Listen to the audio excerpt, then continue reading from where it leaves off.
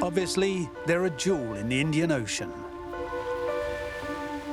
1,200 islands, the Maldives offers the promise of a boundless dream, constantly thinking bigger and bigger, right at sea level. So much so that the archipelago is now becoming the site of the not very dreamy dance of excavators. Over the past 10 years, millions of cubic meters of sand have been dredged up from the bottom of the sea in order to build entirely artificial islets meant to welcome more and more tourists. Everywhere, precious square meters of this turquoise blue paradise are snatched from the sea. 2/3 of the 300 biggest inhabited islands have been enlarged in this way, and dozens of other islands are being created as identical copies of natural sites that house the resort hotels the Maldives is renowned for. Fine sand, palm trees, and luxury cocoons. We're going to be able to rest all day. Relaxation. Relaxation. Ignacio and Maria have flown 8,500 kilometers from Barcelona to enjoy this unique holiday experience for 5 days. It's over there, look. Fantastic. Welcome to Six Senses. Thank you very much. The Spanish couple is staying at this resort on a natural island. Me llamo Gabriel. Quería nada más presentar. Here are your bags. They're part of our concept of nature. Please place your shoes in them. Great. Yes, it's a good surprise.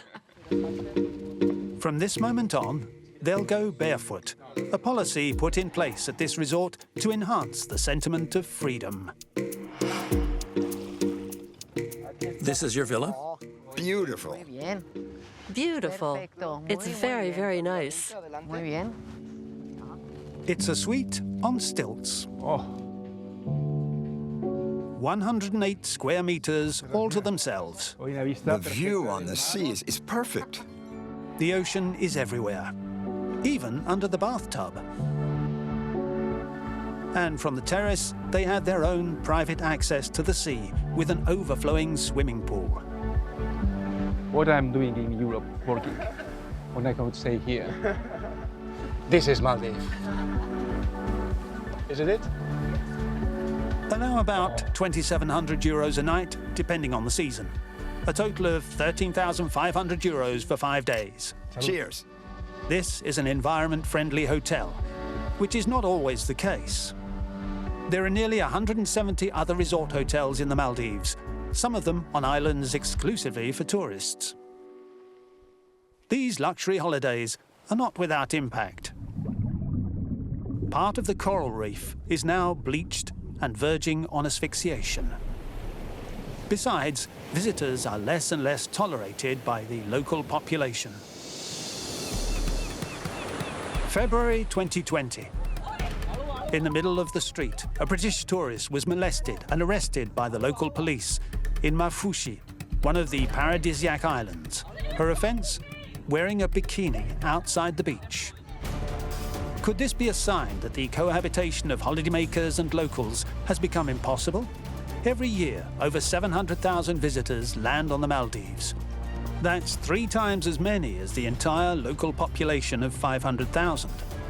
And this Islamic Republic is becoming increasingly and dangerously radicalized. Last autumn, a new president of the Republic, who's close to the extremists, was elected. Rallies in support of ISIS have even been held not very far from tourist places. And woe betide those who dare oppose them. Journalists and politicians have been targeted. Some were victims of razor attacks in the middle of the town.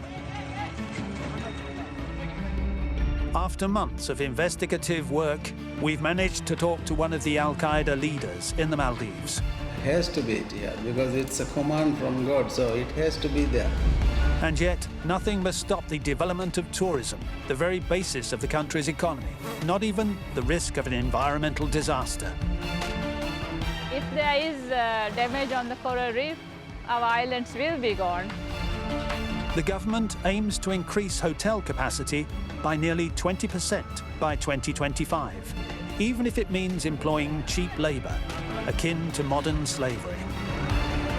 All passport of people are not doing that. I can't give you anyone. So who's profiting from mass tourism when real estate speculation is beginning to shove aside the middle class? 14 people living here. Most of the family live together because everyone doesn't have a separate place or separate house. That's why live together. There are now 500,000 people living in crammed conditions in this archipelago situated southwest of India and Sri Lanka, with a habitable area of 300 square kilometres. That's 10 times smaller than Belgium, which makes its capital one of the most densely populated cities in the world. Caught between the overtourism and Islamism, could the Maldives, the pearl of the Indian Ocean, be living on borrowed time?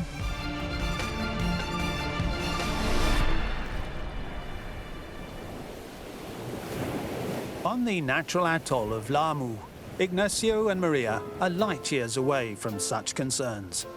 The Spanish tourists have now settled into their 5-star hotel at cocktail time. Look, they're coming. A welcoming squad like no other comes to greet them. So it's first time that we see them even in the hotel. In the hotel, sitting, having a cocktail just before the cocktail. So, fantastic. They're going to spend a week in this bubble out of time and the world, and even out of Maldivian customs. Because the man making cocktails at the bar isn't from the Maldives. His name is Kavish, and he's from Mauritius. And there's a reason to that.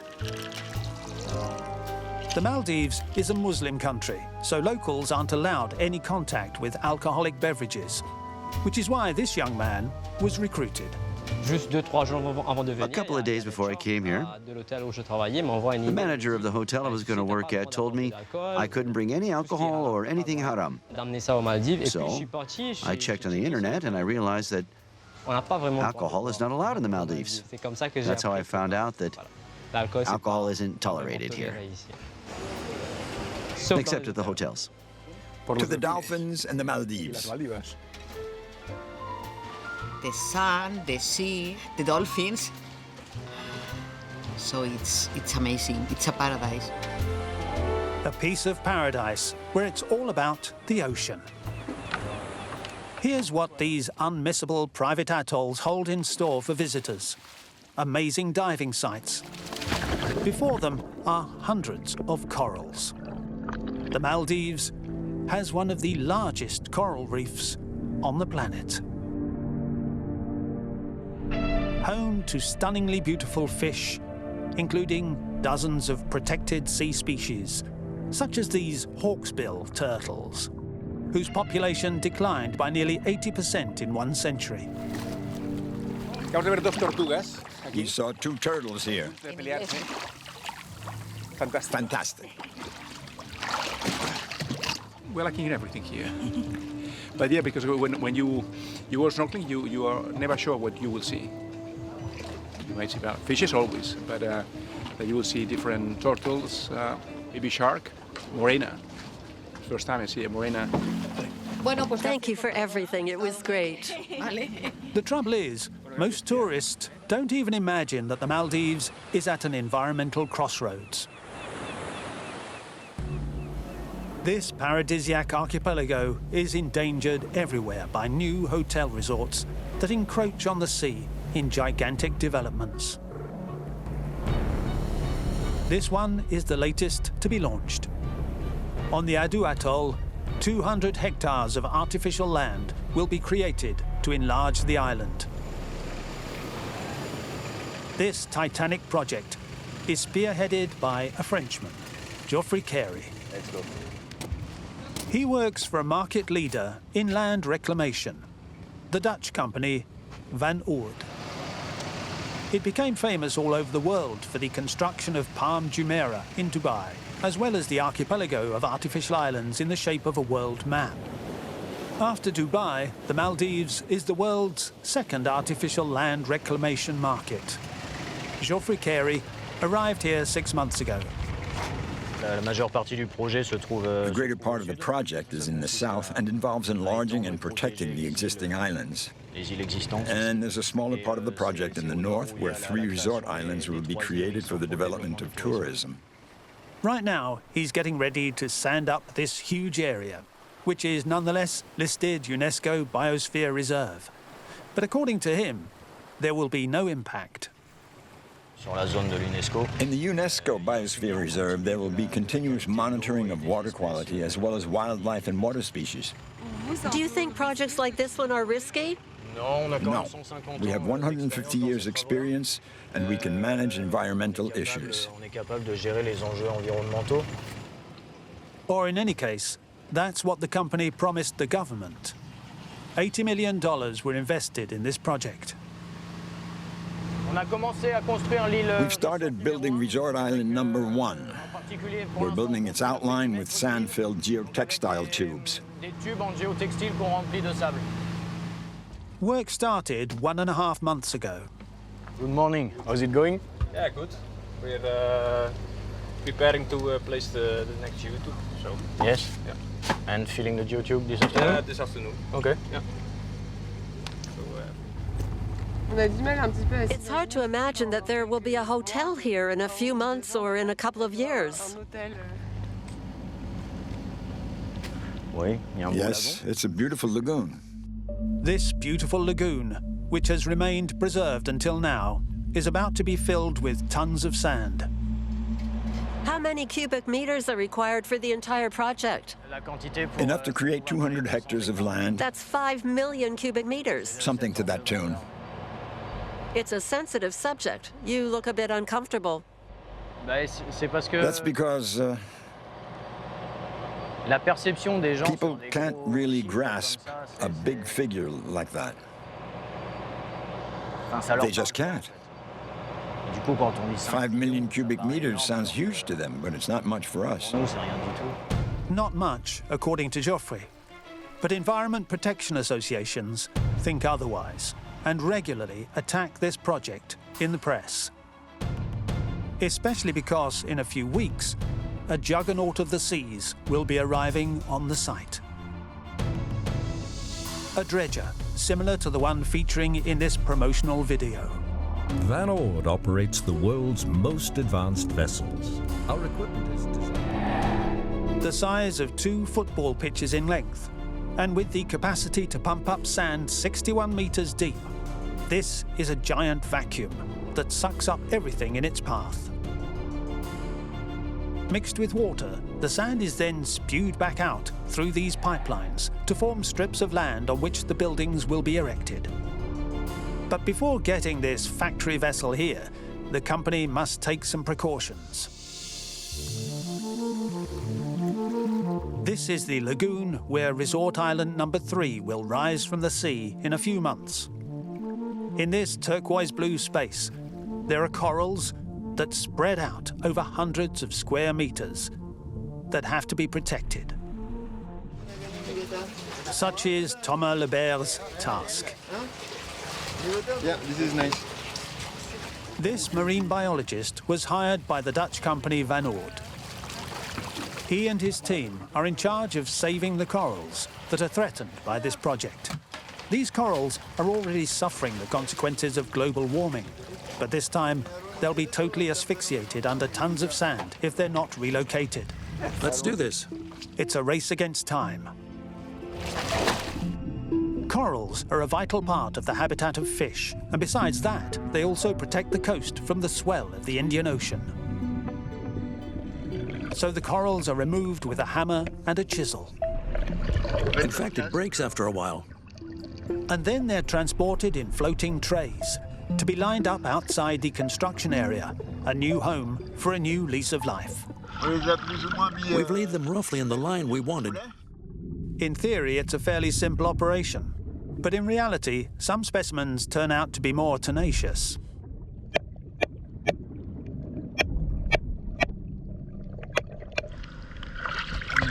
This one is too hard. Pity, because it's a beautiful colony. I'm afraid it'll have to be sanded up. So, it can't be saved? That's right. Because it's too big. It's too big. And there are lots of others. And you need to act fast, right? Yes, we're trying to save as many as we can. But all the rest will be sanded up. Everything we can see here will be sanded up. Thomas Lebert only has 3 months to relocate the corals. It's a bit like emptying the ocean with a teaspoon.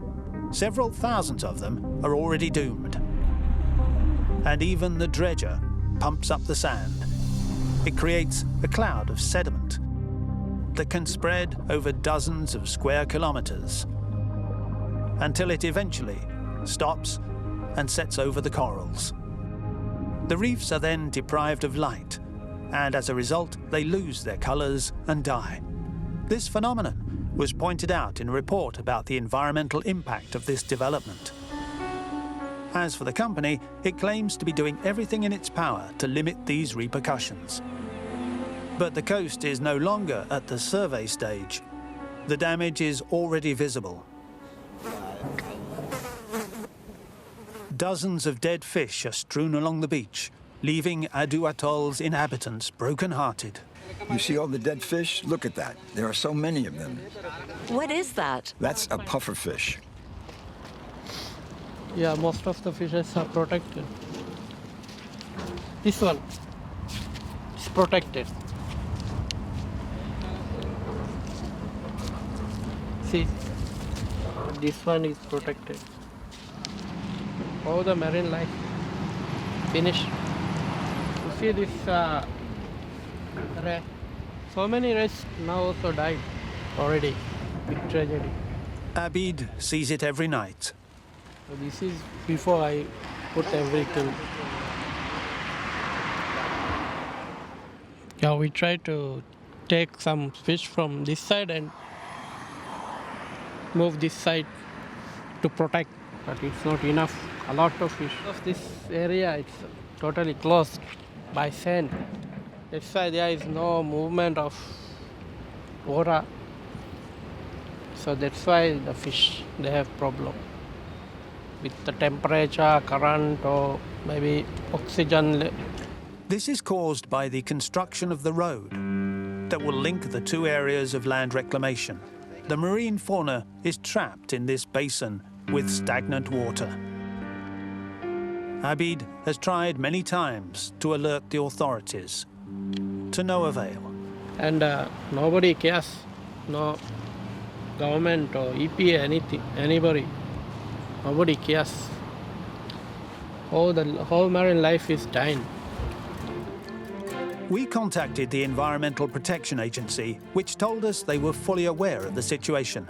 They say they've asked the developers to reduce the impact of their project on nature. But stopping it is out of the question, and there's a reason for that. The man who initiated the Adu Atoll reclamation project Hi, Jeffrey. Hi, Sobe. is Abdullah Sadiq, the Minister of State for Housing and Infrastructure. When this containment bund is finished for Maradu, then we start with the containment bund of Itadu Zone 2. And I think it will start beginning of May. Since work began, he's come here regularly to make sure it's on schedule. And on site, he doesn't see any problems. I went there. I've seen the beautiful relocated corals. Even now, fish, they are loving it, their new home. There will be impact, but we have to find ways of minimizing the impact. So you are proud of this project? I am. For you, it's a solution? Definitely. We have to make our people happy. The unemployment rate is really high because there's no economic activity here.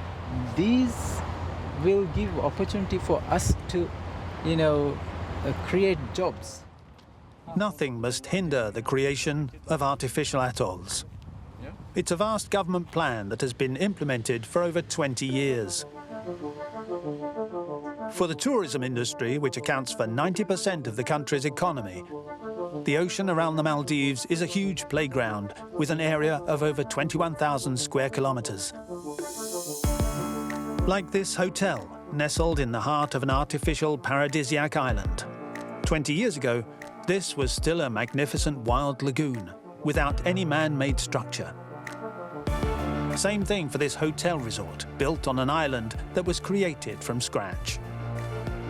There are dozens of other similar projects. These satellite pictures of the past 10 years show that clearly. This plan is being implemented with the participation of multinationals, like the Dutch company, as well as Indian firms specializing in roads. A new project is rising from the ground in Adu Atoll. Nearly 1,200 Indian laborers are at work here in conditions that are harsh, to say the least. Our cameras are clearly not welcome. You get a permission for the photography. But because, I am in the street. I am in the street, it's public here. But I haven't any written because it is our policy matter. Sorry? Policy.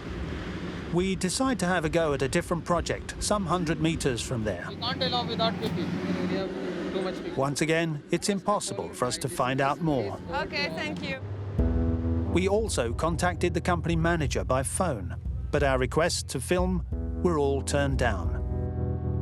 These Indian workers are actually the face of the scandal of forced market tourism expansion. Their living conditions are deplorable. And where do you live here? Airport side, my accommodation. The camp is good? Not really. No. Every evening after dark, it's the same story. Hundreds of workers are transported in tipper trucks or on packed buses. Hello, excuse me. It's possible to go with you? We're pretending to be tourists who are a bit lost. Because we don't have a car. The building site operates 24/7. It's now 7 p.m., change of shifts. Some are going to work, while others are going back home. Tensions are palpable. We are just... We managed to get into one of the camps. Hundreds of Indians, all of them males, are crammed in these large huts. Welcome. Here, it's your bed? Yes, sir. One room, 9 people come. 2 months, 3 months. Very quickly, they're all gathered around us. We'll be completely surrounded now. A man in charge of the security in the camp tells us to leave. And in his presence, some workers, under very close watch, curiously emphasize the fact that they're very happy to be here. How much your salary? People speak $250. Good salary, good company. Company good, salary is good. Okay. This is my boss. $250 a month for a 12-hour working day. And according to these workers, only 2 days off work every month. And just, you have your passport? Yeah, passport company. We are complete. Company take passport ticket. You coming India. And if you want to go, you haven't your passport? No, 2 years complete. Our questions make him uncomfortable. The center manager intervenes. Okay, time is over. Okay, okay. Chalo, ho gaya. He himself sees us out. You are the boss of the camp? Yeah. Okay, and you are from India too? Yeah, I'm India. India? Mumbai. And you have a passport?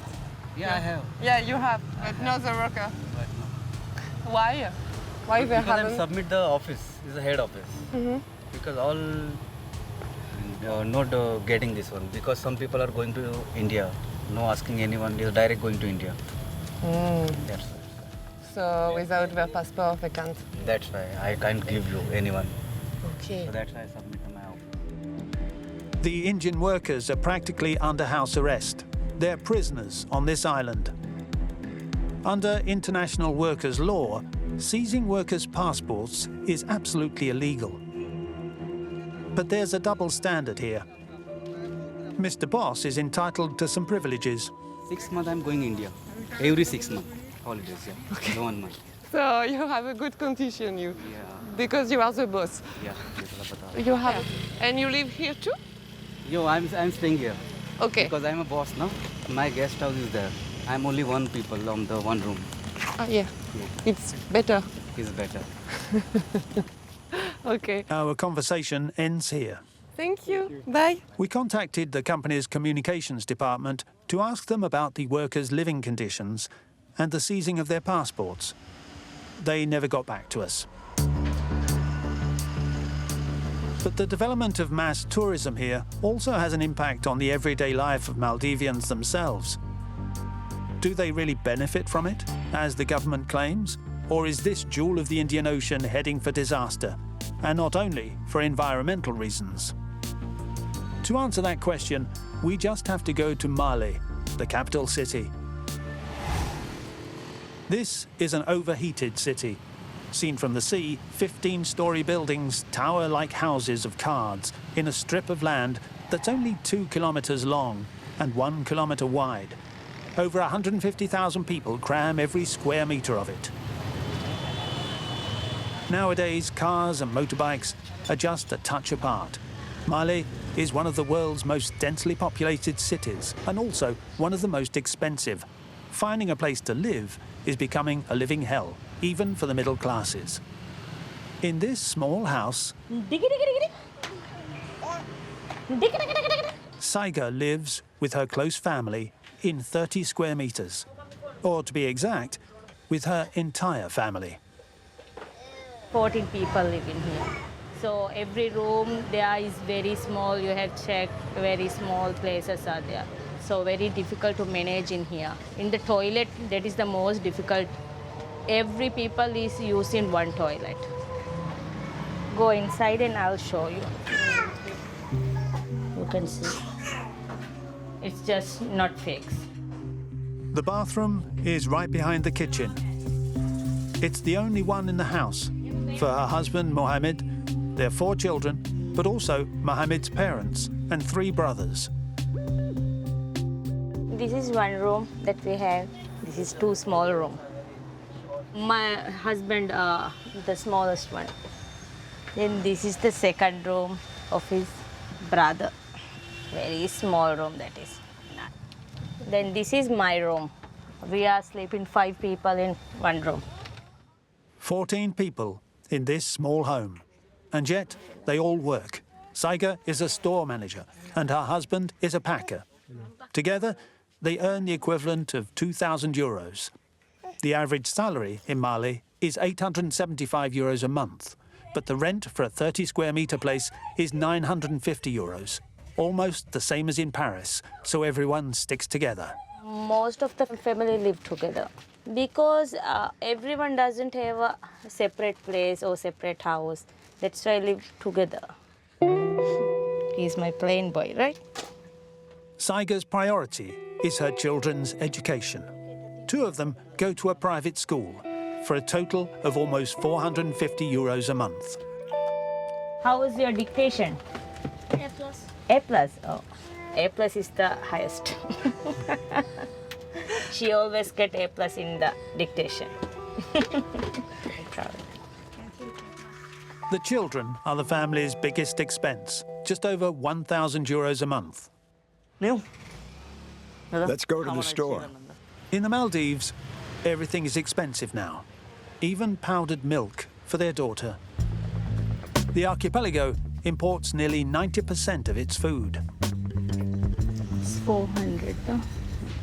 400 rupiah is about 25 euros, the same price as in Europe. Today, they're also buying other baby items. Thank you.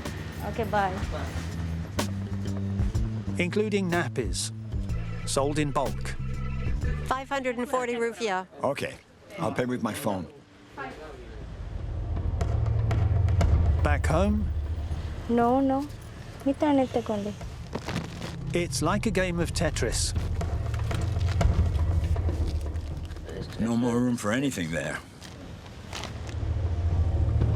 And at bedtime, Good night. Good night. the situation is pretty similar. The grandparents sleep in the lounge, while everyone has their own spot upstairs.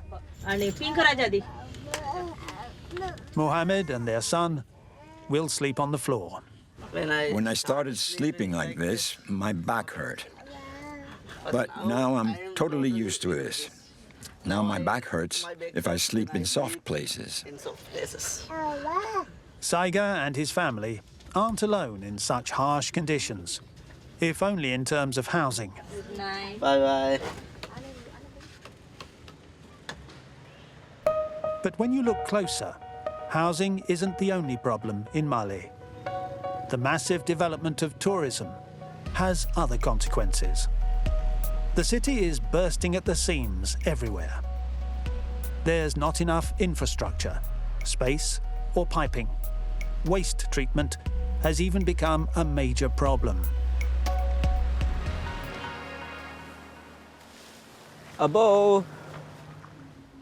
A problem that's been relocated to a place 20 minutes from the capital by boat.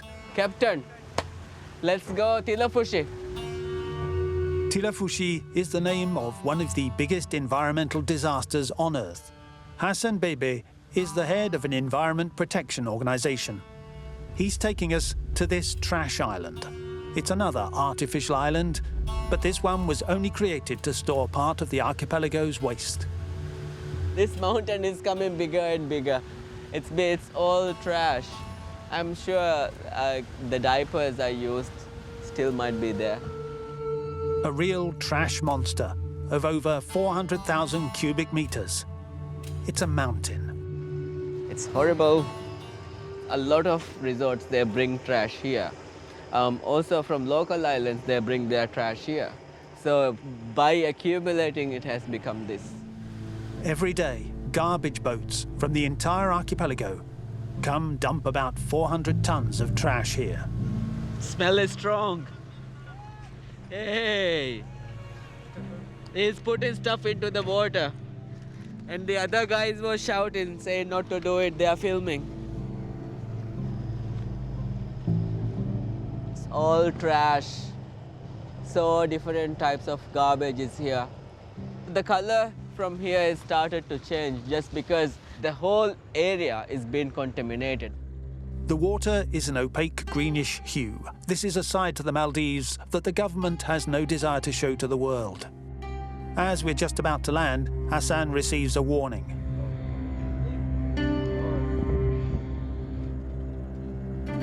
If we go there with you guys to the island, it will be a problem for me. Like, they will question me, they will also try to make my things difficult. So yeah, we are not allowed to go there today. If we go, it will be a very big problem. Our official request to film there remained unheeded. But never mind that. We went back there without Hassan. We've boarded a ferry boat in Mali, which usually only carries people who work on that island. 20 minutes later, we're landing there. Right on the first alleys leading to the gigantic dump, there's waste scattered on the ground. The closer we get, the fouler the smell. The trash mountain is forbidden to the public. We managed to get in through this gap in the fence. It's 33 degrees Celsius in the shade. The trash is decomposing in the sun. Amidst all this chaos, it's possible to see the indelible signs of tourist activity. Bottles of wine, bottles of champagne, and even the umbrellas of a famous tour operator. All this waste is mostly transported by Bengalis without any protective equipment. Not even masks. After 1 hour, we get spotted. Hi. Hi. Do you have any permits? You're in a private factory area. We reassure him by saying we're working on a TV report about all aspects of the development of tourism in the Maldives. We interview him with a hidden camera. This mountain is the previous one. It's very old. Before, there was no facility. It's not perfect yet, but still. Compared to before? Compared to before. He assures us that the trash is now sorted. Yeah. But everything is not upcycling. All the plastics are there. Okay. Okay. But I have seen plastic in the mountain. Because of the households that don't recycle. He says that other types of waste are packaged to be incinerated. Everything will be shredded and then stored in these bins. It's a European product. $304 million were invested in the construction of 2 incinerators, which should be operational in 2025. Meanwhile, the trash mountain keeps growing at a staggering pace as new hotels are built. And not only on the atolls scattered across the archipelago, but also on the outskirts of big cities, sometimes right in the middle of local communities, such as this 3-star hotel, where rates start at €100 a night. At first glance, it's got everything to please tourists: a private beach, a swimming pool, a restaurant and a bar serving alcoholic beverages. Everything it takes to enjoy the Western lifestyle in a cocoon. But in town, things are getting worse and worse. It doesn't take long for us to see it for ourselves the moment we try to leave the premises to visit the surrounding areas. Sorry? You can put half t-shirt. Ah. Half t-shirt. Ah, okay. Is the Muslim country. It's forbidden to leave the hotel in a sleeveless shirt. For our own safety, there are CCTV cameras everywhere and a barbed wire fence all around the property. I see so many cameras. And need for everything, look, without security, not in the safety and the guests, I mean, outside going with some accident and people don't. The Maldives has a local population of 500,000, but tourists outnumber them threefold, totaling 1,700,000 a year, and the cohabitation between them is becoming more and more complicated. Because this isn't simply a Muslim country. In fact, it's an Islamic republic. The government has imposed Sharia law. Women aren't allowed to walk around in beachwear outside hotels. In fact, Maldivian women are increasingly wearing the niqab on the streets, which is the most rigorous form of dress. Some girls even wear headscarves from a very early age. For the past 10 years, any behavior that's contrary to radical Islam has been met with an irate response, even the most harmless activities. In June 2022, a mass yoga class held by the Indian Cultural Centre nearly ended in a bloodbath. Armed with clubs, a group of radical Islamists stormed into the yoga space. As yoga comes from India, they claim it doesn't belong in the Maldives. Riot police were called and intervened just in time. 23 extremists were arrested. Some spent a short time in prison, but most of them were released with just a warning. One would believe the authorities condone that kind of action as long as there's no tragedy.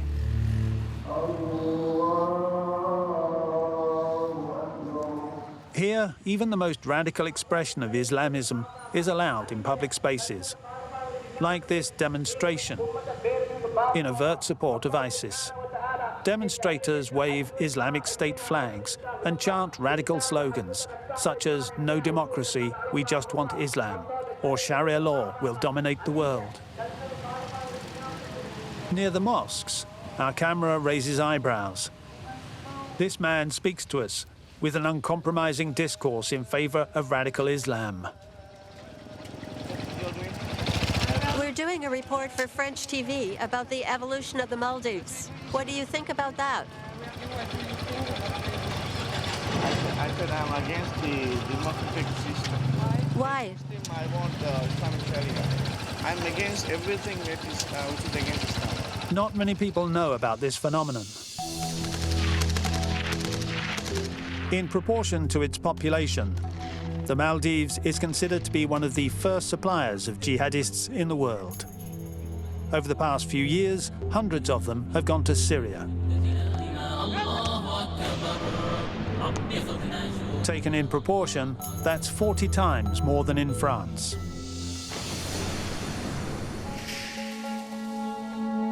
This lady, who we'll call Mariam, couldn't stop her son from leaving to fight. 5 years ago, he joined the ranks of the Al-Nusra Front. She asked us not to show her face, fearing reprisals. I've cried a lot, and I still do. Whenever I think about it, I get really sad. Her son wasn't really a practicing Muslim at first. He was jobless and was considered to be a petty criminal involved in drug dealing. He only used to go to the prayers when I took him there. Then, little by little, he started to get on the right track and to pray regularly. Mariam was very pleased at first. She thought her son had finally settled down, but barely 6 months later, he told her he wanted to join the jihad. I said no. I told him a mother's opinion was very important, and I couldn't say yes to that. He then begged me and said, "Please, Mom, say yes." He said it would be best for him to go because it would prevent him from relapsing, and he would finally become a good person. And again, I said no. A few days later, while his mother was abroad, he said he was going on holiday to India. But in reality, he took a one-way ticket to Syria. I think he was persuaded to go to Syria by some people he met at the mosque. He was easy to influence, so he went along with it. According to Mariam, her son is still in Syria, but he lost a leg by stepping on a mine. He's still doing administrative work for Al-Nusra, and he doesn't want to come back home. Who recruited him for the jihad? An organization based in Mali is under close surveillance by the government on suspicion of encouraging people to join the holy war. It's called Salaf, as in Salafism, the rigoristic version of Islam. It officially organizes summer camps for young people and hands out food during Ramadan. But on social media, its chairman, Sheikh Abdullah bin Muhammad Ibrahim, supports Islamist fighters overtly. It is everyone's duty to support the jihadists fighting in Syria in the name of Allah in any way they can. And he's not the only one. Adam Shamim, who's close to the NGO, was identified by the US State Department as a recruiter for jihad. Sheikh Adam Shamim is believed to support an extremist interpretation of Islam and to be involved in efforts to recruit Maldivians for jihad in Syria. However, Salaf is a well-established organization. For several weeks, we tried to set up an interview with its chairman. To no avail. So we just went and knocked on his door, without an appointment. Hi.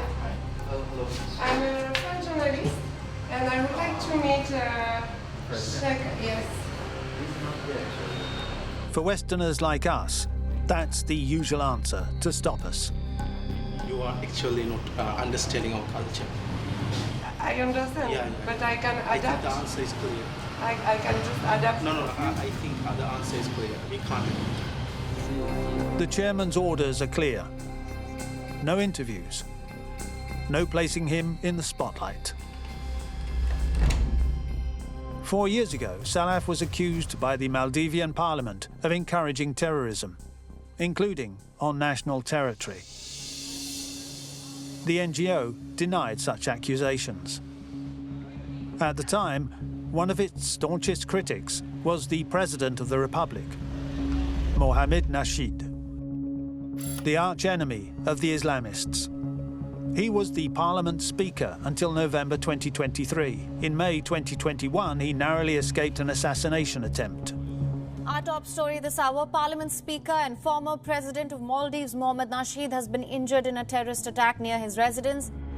A bomb hidden under a motorbike exploded right next to him as he was about to get in his car. He was seriously injured, as were 3 of his bodyguards and a British citizen. He spent 5 months abroad getting over his injuries. Back in Parliament, he lives under close protection, accompanied by 5 bodyguards, including inside the palace. You are under escort? I know, it's very difficult to live. Yeah. It's almost impossible. He thinks it's a miracle he's still alive, and yet he agreed to give us an exclusive interview. I thought I died. But then suddenly, God had it planned that I should live again. I always receive threats, sometimes through social media, sometimes through text messages. They are from extremist Islamic people. There's Al-Qaeda, there's ISIS, there's most of the terrorist organizations that we've heard of also have a foothold here. But when our questions become more specific, particularly about the Maldivian organizations well established in Mali, the leader of the pro-democracy movement prefers evading the subject. The perpetrators of the attack against him are still on the loose. But the Salaf NGO has a lot of members and indeed encourage jihad. This NGO is a little bit dangerous, no? Well, I really don't want to, I can't comment on these things. My life is very much in danger. And in fact, I really can't have this conversation. It's very, very difficult. Mohammed Nasheed can mention international organizations known to everyone, such as Al-Qaeda or ISIS. But it's impossible for him to denounce local Islamist networks. Fear has taken over in the Maldives. It might be a very good TV show for Western viewers, but not very good for me. Well, I'm sorry, I can't. Because the threat is very, very real. He'll say nothing more. He knows that the slightest accusatory comment could stir up hatred against him. Mohammed Nasheed leaves in his armoured car under heavy escort.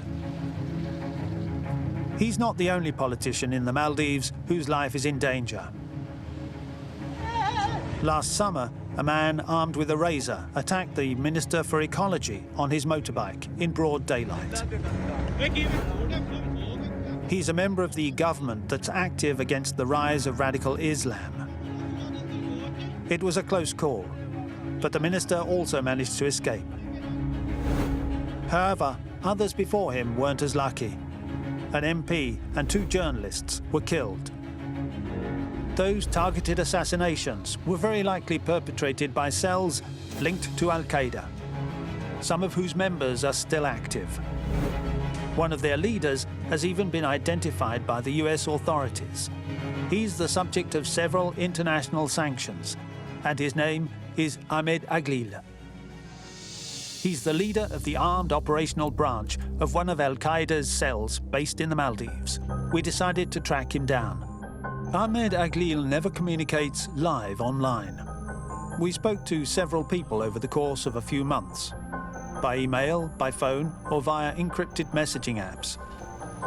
Finally, an informant told us that he had moved to an islet in the south of the archipelago. To everyone's surprise, the islet in question is Adu Atoll. As you must remember, it's the same one that's being artificially enlarged as part of the government's program to build resort hotels. It would seem that, despite being accused of murders and of heading a terrorist organization, Ahmed Aglil isn't at all bothered by anyone. Once here, we're sent on a treasure hunt. We're told to meet him at an equestrian facility that he allegedly set up. But when we got there, it wasn't exactly what we expected. This is the place, but it's locked now. Horse is not there anymore. It's closed? Yeah. The next day, someone just suggests that we go to a particular neighborhood. We have to find the way there by ourselves. Is Ahmed Aglil trying to show us that everyone knows him around here? He is the guy, but I couldn't find his IFB. People do know him. But when we ask someone to translate articles about him in Divei, the local language, a feeling of unease sets in. And what they said? There is something about some, I don't know, this news reporters. The headline says Ahmed Aglil was arrested by the police for kidnapping a journalist. Due to lack of evidence, he was released. Are we being watched during this treasure hunt? We're given another appointment a few hours later, in an alley at dusk. No one turned up. Our interview was postponed 3 times. Until today, Ahmed Aglil has finally agreed to meet us and tell us his version of the murder he was accused of. Thanks for coming. How are you? Good, good. You? Our camera is hidden. He doesn't know he's being filmed. First of all, he says he's worried about the increase in Western tourism, which in his opinion shows a bad example. But what we see is they are also lost kind of LGBTQ. This is a huge matter which worries me personally. As for the accusations of murder, particularly of the pro-democracy Maldivian journalist, his explanations are astonishing. To slaughter a chicken is also something very big for me, because I can't even watch that. My father is witness to this. What they accuse me is very wrong, and yes, we had fights, we had verbal fights. We remind him of the statement he published on social media the day after the journalist's death. People who have to be killed will be killed. This was already said 1400 years ago, and those who had to be killed were killed. It doesn't mean that people personally have to go out and kill them. No, the law will do that. I always say, and it is the way, the Islamic way, that it has to be the law which will decide. You support a little bit jihad, no? Jihad is, because these things are from the religion. We cannot just say there shouldn't be jihad, because there is jihad, there has to be jihad, because it's a command from God, so it has to be there. That you was in Pakistan around 2006, 2007, to run religion and trying to fight? Yeah, I don't actually want to go much details into that, because I have given my explanation to the Maldives police and even to the Indian police. People who hate me, what they do is they say that I am some kind of extremist or terrorist, a planner who is a master in explosives, making explosives and stuff. How can someone do that in 2 months? For now, even though he's recognized by the US as one of the leaders of Al-Qaeda in the Maldives, Ahmed Aglil remains free and isn't subject to any sanctions in his country. So when it was time to leave, he even felt comfortable to be a little provocative. Okay, now that we have had some time together, do you find me as a terrorist? The rise in Islamism and the increasing number of attacks worry the international community. Yeah, thank you very much. The Maldives has been placed under heightened surveillance, according to the website of the French Ministry of Foreign Affairs. This reputation may have a negative impact on the country's economy. So the government has been recently promising to take measures to fight Islamism. An example of this can be found 20 kilometers from Male, on Himafushi, an island famous for its surf spots. But away from the coast, about a dozen buildings make up the country's first deradicalization center. It was set up in 2022 by the government, especially for those coming back from Syria. We got special permission to film behind these walls. What we're about to see in the center is far from reassuring. The director of the center in person is showing us around. This is the first time that a camera has been allowed in here. Besides adults, some children can also be placed here, who would become time bombs if indoctrinated. So the director decides to show us the communal areas first, like these children's playrooms, or the library, with school books and the Quran. Is the translation, Maldivian translation of Quran. For him, this center is first and foremost a place for re-education. We have scholars from the Islamic ministry coming here every week. So we try to teach the clients the way that the average Maldivian Muslims know. Yeah, not the extreme way, I mean the moderate. There are several classrooms like this one, with a capacity for 100 inmates to re-educate. But who are they? The cells are situated in the other wing of the building. There are dozens of them overlooking this enclosed yard. Before going there, we were instructed not to establish any close contact with inmates, and we were not even allowed to film their faces. But surprisingly enough, we didn't have to worry about that. Counseling room. Empty. It is like, see, this is empty. It's also empty. On the day we went there, behind this door, only a mother and her 4 children were in custody. Their washing was hung out to dry. So the centre is almost an empty shell, and the director himself looked surprised. It seems fair to think that he doesn't come here every day. It's just there to reassure the international community and tourism? No, not for like, at the moment we have one family, but we are trying to bring some others. But the only problem we have is we are finding it difficult to bring them.